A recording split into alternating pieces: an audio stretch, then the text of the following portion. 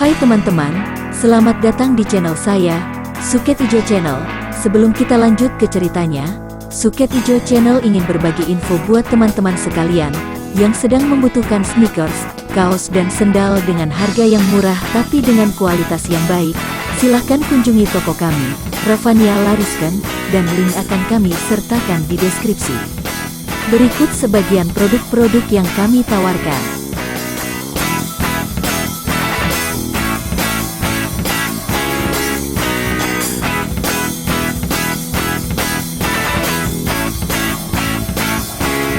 Oke, kalau gitu mari kita lanjut ke ceritanya lagi.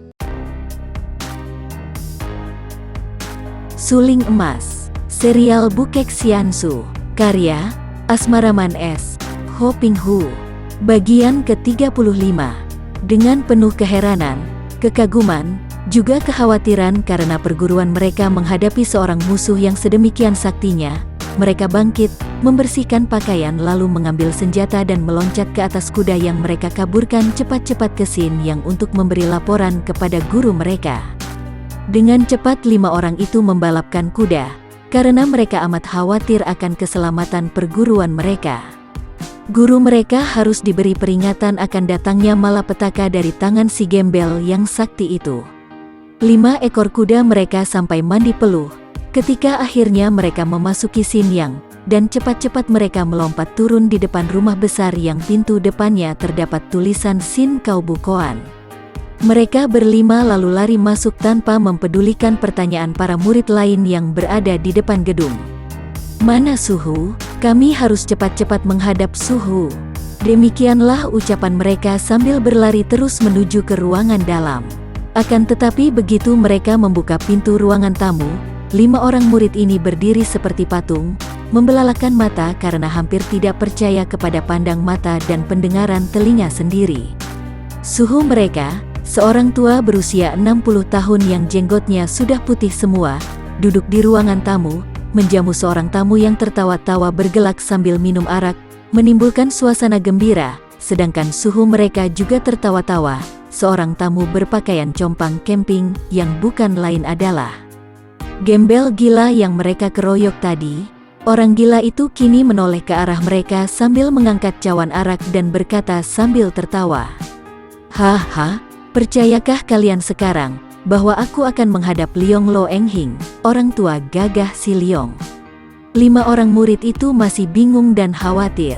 Orang gila itu memang sikapnya edan-edanan, jangan-jangan suhu mereka kena ditipu pula. Suhu mereka memang selalu ramah kepada siapapun juga. Siapa tahu bahwa si gila inilah mungkin orang jahat yang mengacau 3 hari yang lalu. Suhu, dia ini. Si muka hitam berkata, akan tetapi segera menghentikan kata-katanya ketika melihat sepasang mata suhunya memandang marah kepadanya. Apa-apaan kalian ini? Bersikap tolol terhadap tamu agung? Hayo lekas memberi hormat kepada yang terhormat Kim Mo Taisu. 5 orang itu merasa seakan-akan kepala mereka disiram air es. Tentu saja mereka sudah mendengar suhu mereka bicara dengan kagum akan seorang pendekar aneh yang menggemparkan dunia persilatan, yaitu seorang pendekar muda yang amat sakti, dan jarang dapat ditemui orang, namun yang perbuatan-perbuatannya membuat namanya menjulang tinggi di antara para pendekar lainnya, yaitu Kim Mo Taisu. Siapa kira nama besar ini dimiliki oleh seorang gembel muda? Patutnya nama julukan Kim Mo Taisu dipakai oleh seorang tua yang berwibawa. Kalau saja bukan suhu mereka yang memperkenalkan, sampai mati pun mereka takkan dapat percaya. Meremang bulu tengkuk mereka, menawan dan menyeret-nyeret Kim Mo Taisu. Serempak 5 orang itu lalu menjatuhkan diri berlutut di depan Kui Seng sambil berkata, mohon Taisu sudi mengampuni kekurang ajaran kami berlima. Xin Kau Liong Kong yang sudah tua itu tercengang dan bercuriga, ketika melihat murid-murid kepala ini memberi penghormatan seperti itu kepada tamu-tamunya, maka cepat ia bertanya dengan suara keren. Apakah yang telah kalian perbuat terhadap dia? Si muka hitam segera menjawab, suaranya penuh penyesalan, Suhu, Ticu berlima dalam menyelidiki penjahat, telah salah duga, dan kesalahan tangan menangkap Taisu, mohon Suhu dapat mengampunkan Ticu. Kalian menangkap Kim Mo Taisu? Wah celaka, gila betul murid-muridku. Harap Taisu suka memaafkan aku orang tua yang mempunyai murid-murid tolol. Liong Kong cepat-cepat menjura kepada Kui Seng. Kui Seng tertawa dan balas menjura. Wah, mengapa begini sungkan? Tidak aneh bila terjadi kesalahpahaman. Kalau tidak ada kejadian itu, mana aku dapat mengetahui bahwa Lo Eng Hiong diganggu orang? Liong Kong duduk kembali, mengelus jenggotnya dan wajahnya kelihatan murung. Ia menarik napas panjang lalu memberi perintah kepada 5 orang muridnya untuk bangun. Dengan taat mereka bangkit dan mengambil tempat duduk di belakang suhu mereka. Kini pandang mata mereka terhadap Kim Mo Taisu berubah sama sekali, penuh keseganan dan kekaguman. Memang murid-muridku goblok, akan tetapi dapat dimengerti juga kesalahdugaan mereka, karena dia pun seorang muda yang suka memakai pakaian gembel seperti Taisu. Dan dia lihai bukan main. Ataukah agaknya aku yang sudah terlalu tua dan tiada guna? Kembali guru silat tua itu menarik napas panjang dan menggeleng-gelengkan kepalanya. Tiba-tiba ia bangkit berdiri, gerakannya cepat sekali, lalu ia menghadapi Kui Seng sambil berkata, Kim Mo Taisu, aku sudah tahu sampai di mana hebatnya kepandaianmu, ketika kau membantuku setahun yang lalu di hutan ayam putih membasmi perampok. Coba sekarang kau uji, apakah kepandaianku sudah amat merosot?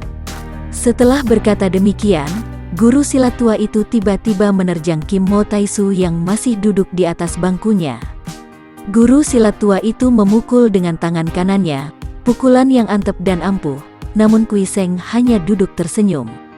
Ketika pukulan sudah tiba pada sasarannya, terdengar suara keras, dan bangku yang diduduki Kui Seng tadi hancur berkeping-keping, akan tetapi, pendekar sakti itu sendiri sudah tidak berada di situ. Kejadian ini berlangsung cepat sekali, menghilangnya Kui Seng juga amat luar biasa, sehingga guru silat dan 5 orang muridnya melongo, lalu celingukan mencari-cari dengan mata mereka. Haha, pukulan tanganmu masih ampuh sekali, Lo Eng Hiong, tiba-tiba terdengar suaranya, dan ketika semua orang memandang, ternyata Kim Mo Taisu atau Kui Seng itu telah berada di sudut ruangan, punggungnya menempel pada sudut dinding bagian atas, seperti orang enak-enak duduk saja. Ternyata pendekar sakti itu sekaligus telah membuktikan kehebatan Jin Kangnya, ketika ia menghilang, dan juga kekuatan Iwe Kangnya dengan cara menempelkan punggung pada dinding. Kau anggap pukulan tanganku masih cukup ampuh? Sekarang harap kau suka melihat ilmu toyaku. Bagaimana? Cepat sekali guru silat itu tahu-tahu sudah menyambar sebatang toya, yaitu senjata tongkat atau pentung terbuat daripada sebuah kuningan dengan ujungnya baja, sebuah senjata yang berat dan keras bukan main. Kemudian toya itu diputar-putarnya sampai mengeluarkan angin berciutan, toyanya sendiri hilang bentuknya, karena yang tampak hanya gulungan sinar kuning yang makin lama makin berkembang lebar. Terdengar suara keras berkali-kali dan di lain saat si guru silat sudah meloncat turun, toyanya melintang di depan dada, dan ia bengong memandang ke atas, di mana tadi Kim Mo Taisu berada. Pendekar sakti itu sudah tidak berada di atas dinding itu, memperlihatkan akibat serangan yang hebat tadi, yaitu berlubang-lubang pada 7 tempat, tepat di bagian tubuh yang berbahaya. Wah, ilmu toyamu masih amat luar biasa Lo Eng Hiong. Tiba-tiba Kim Mo Taisu berkata, dan kiranya pendekar ini tadi melompat ke sudut lain dari ruangan itu dengan gerakan demikian cepatnya, sehingga tak tampak oleh mereka yang berada di ruangan itu. Kini ia menghampiri si guru silat tua sambil menjura dan tertawa-tawa, kau yang begini tua masih sehebat ini, benar-benar harus diberi ucapan selamat dengan seguci arak wangi. Liong Kong tersenyum, dan melempar toyanya ke arah muridnya yang cepat menerimanya dan menyimpannya. Hahaha, pujianmu kosong, dan orang setua aku ini sudah tidak butuhkan itu lagi. Taisu, kalau kau menganggap bahwa ilmuku masih belum berkurang, maka makin sukarlah penasaran ini dibereskan. Hei, ambil lagi guci besar arak wangi untuk Taisu. Biarpun tadinya guru silat itu tertawa-tawa melayani Kui Seng minum arak yang baru dibuka dari guci, namun kerut-kerut di dahinya timbul lagi, dan ia menarik napas panjang berkali-kali. Lo Eng Hiong, mengapa kau simpan-simpan penasaran di hati? Ceritakanlah, apa yang terjadi? Dan siapa itu orang muda berpakaian gembel yang lihai sekali? Leong Kong kembali menarik napas panjang. Kalau diceritakan sungguh membikin orang mati penasaran. Aku Leong Kong selama puluhan tahun hidup sebagai guru silat tak pernah mencari permusuhan dengan siapapun juga, kecuali dengan orang-orang jahat, sehingga selama ini namaku tetap disuka dunia Kang Ou. Siapa tahu, sekali ini namaku hancur oleh seorang Bubeng Xiao Cut, orang kecil tak terkenal. Dengan suara penuh penasaran, ia lalu bercerita akan peristiwa yang menimpa padanya beberapa hari yang lalu. Leong Kong seorang guru silat yang terkenal. Guru silat walaupun merupakan guru bayaran, namun dalam menerima murid, ia tidaklah asal orang mampu membayarnya saja. Ia memilih calon murid yang berbakat, dan yang berkelakuan baik-baik, bahkan banyak di antara muridnya yang karena miskin tidak mampu membayarnya. Ada seorang murid perempuan, anak seorang janda miskin yang amat dikasihinya, sehingga ketika janda itu meninggal dunia, murid perempuan yang bernama Bilon itu ia pungut sebagai putrinya, karena guru silat itu sendiri memang tidak mempunyai keturunan. Bilon menjadi murid yang pandai dan anak yang berbakti, wajahnya cukup cantik, sehingga guru silat itu tentu saja mengharapkan mantu yang pantas. Sebagai seorang gadis yang pandai silat, putri Sin Kau Jiu Leong Kong, Bilon bukanlah gadis pingitan yang selalu berada di dalam kamarnya. Ia sudah biasa keluar pintu, bahkan biasa pula menggunakan kepandaiannya untuk membela si lemah yang tertindas. Tidak ada orang yang berani mencoba-coba mengganggunya, karena selain gadis itu sendiri pandai silat, juga orang merasa sungkan bermusuhan dengan Sin Kau Jiu Leong Kong itu dan murid-muridnya yang banyak jumlahnya. Akan tetapi, sepekan yang lalu, demikian guru silat itu melanjutkan ceritanya. Bilon memasuki sebuah tempat judi karena tertarik. Di tempat itu tentu saja berkumpul banyak penjahat, dan di situ pula Bilon mendengar ucapan kurang ajar. Terjadilah keributan, dan beberapa orang lelaki yang kurang ajar itu dihajar kalang kabut oleh Bilon, sehingga mereka itu lari tunggang langgang. Akan tetapi tiba-tiba seorang pengemis muda, kukatakan pengemis karena ia berpakaian gembel. Ia tidak terkenal, dan menurut cerita mereka yang menyaksikan kejadian itu, Bilon bertanding dengan gembel muda itu yang agaknya membela para penjahat tadi. Pertandingan berjalan seru dan laki-laki muda itu lalu melarikan diri sambil menyindir-nyindir. Bilon marah dan mengejar. Sebentar saja mereka lenyap dari tempat itu.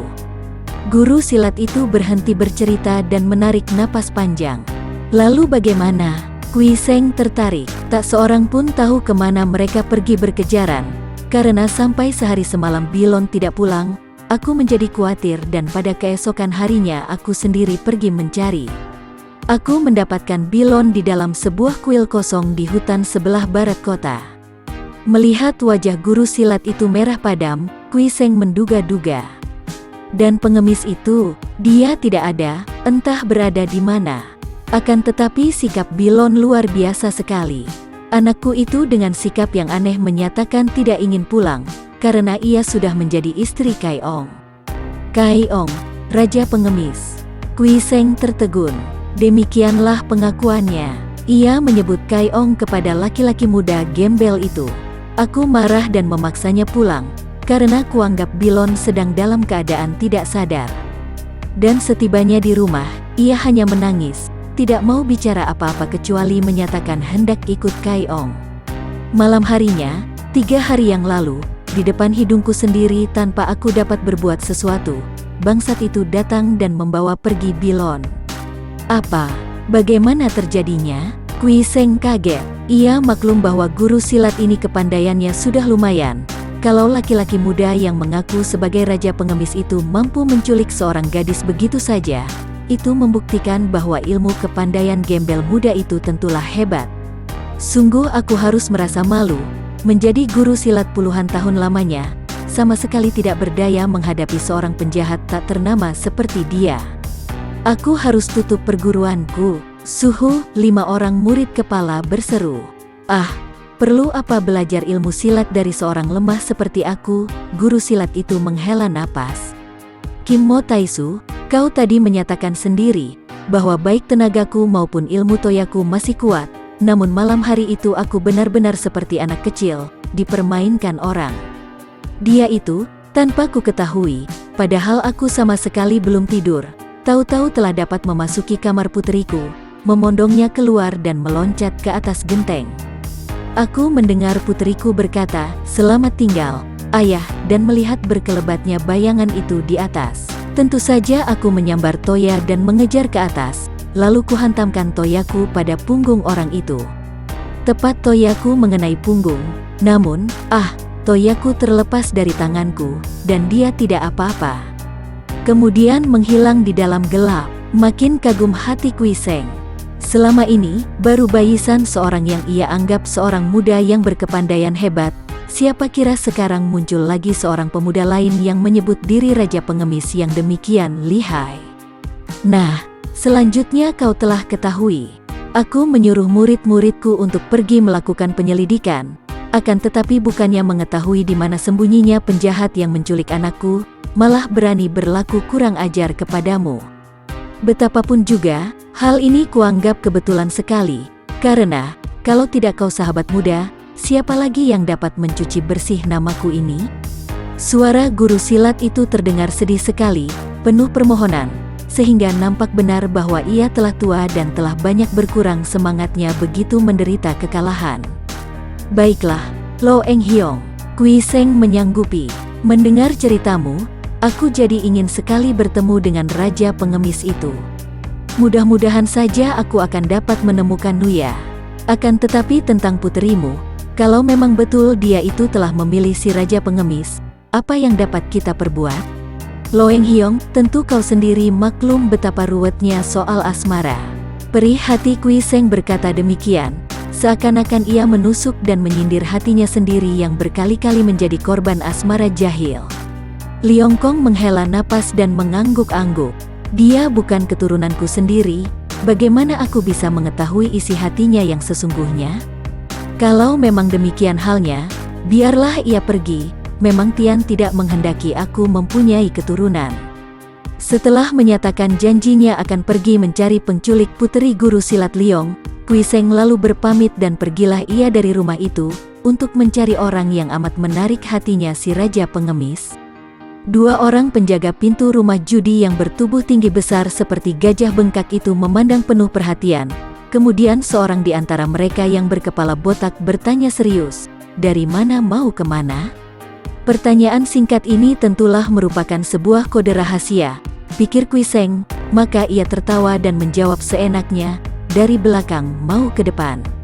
Sejenak kedua orang penjaga itu tercengang mendengar jawaban ini, kemudian mereka tertawa bergelak, dan orang kedua yang hidungnya bengkok ke atas menghardik, "Gembel kapiran, hayo lekas pergi, di sini bukan tempat kau mengemis." "Tempat apa sih ini?" Kui Seng bertanya, berlagak orang sinting. "Di sini rumah judi, mau apa kau tanya-tanya? Hayo lekas minggat, apa kau ingin kupukul mampus?" bentak si botak sambil mengepal tinjunya yang sebesar kepala Kui Seng itu di depan hidung si pendekar sakti. "Waduh, tanganmu bau kencing kuda." Kui Seng menutupi hidungnya, lalu menjauhkan mukanya, dan memandang kepada papan nama di depan pintu, mengerutkan keningnya dan membacanya dengan lagak sukar, sedangkan si botak itu otomatis menarik kepalanya, dan mencium tangannya itu. Agaknya memang bau tangannya itu, karena hidungnya bergerak-gerak seperti hidung kuda diganggu lalat. Kemudian ia marah besar, baru merasa bahwa ia dipermainkan, akan tetapi sebelum ia sempat memukul, ia dan kawannya yang berhidung bengkok itu memandang heran, karena pengemis itu sudah membaca papan nama dengan suara keras, "Ban Hoa Pokoan, rumah judi selaksa bunga." "Wah, kebetulan sekali, aku paling gemar berjudi." Sekaligus kemarahan dua orang itu berubah menjadi keheranan. Mana ada seorang gembel pandai membaca huruf, dan mana mungkin gembel itu masih gemar berjudi pula? Setan sampah, makan saja kau harus minta-minta, bagaimana kau bisa berjudi? Apakah taruhannya sisa makanan?" ejek si botak, dan kedua orang penjaga pintu ini tertawa bergelak sambil memegangi perut mereka yang gendut. Mendadak suara ketawa mereka terhenti, dan mata mereka melotot lebar memandang tangan Kui Seng yang sudah mengeluarkan sebuah kantung kuning berisi penuh uang perak yang berkilauan. Apakah modal sekian ini kurang cukup? Dua orang itu menelan ludah, menaksir-naksir bahwa kantung itu isinya tidak kurang dari 100 tael perak. Kemudian mereka mengangguk-angguk. Cukup, cukup, silakan masuk.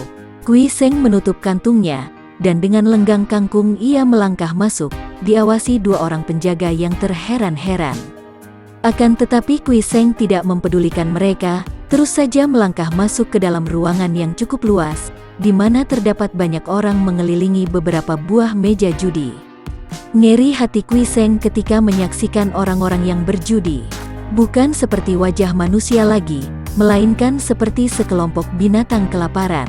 Muka penuh peluh, berkilauan basah, mata melotot dan seluruh uratnya menegang. Sinar mata penuh kerakusan, kemurkaan, sedangkan yang kehabisan uang kelihatan putus asa, penasaran, dendam, dan iri. Tempat setan dan iblis berpesta pora, pikir Kui Seng. Hawa udara panas di dalam rumah judi selaksa bunga itu. Panas luar dalam, luar panas karena kurang hawa, dalam panas karena pengaruh uang. Kui Seng menghampiri meja tengah yang paling besar dan paling ramai. Semua meja adalah meja permainan dadu. Meja tengah juga tempat bermain dadu, akan tetapi di sini agaknya tempat istimewa di mana taruhannya amat besar. Uang perak bertumpuk-tumpuk, bahkan ada beberapa potong emas. Yang mainkan dadu adalah seorang laki-laki kurus bermata sipit seperti selalu terpejam.